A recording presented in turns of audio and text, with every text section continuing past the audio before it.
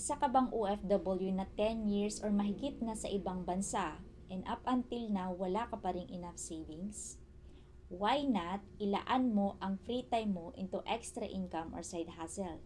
May isi-share ako sa yung opportunity na ginagawa namin dito, which is pwede mo tong gawin kahit nasa bahay ka lang during your free time. Ang gagawin mo lang is basta marunong kang mag-copy and paste.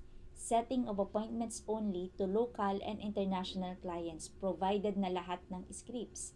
And ang pwede mong kitain dito in a month is 10,000 up to 50,000 or more than that. Depende yan kung anong klaseng sipag ang ilalaan mo dito. By the way, this is legit kasi BIR and SEC registered tayo. So kung gusto mong malaman kung papaano at kung gusto mong madagdagan ang savings mo this 2024 kasi mag-bare months na, comment ka dyan ng how at kung anong location mo para maituro ko sa iyo kung papaano.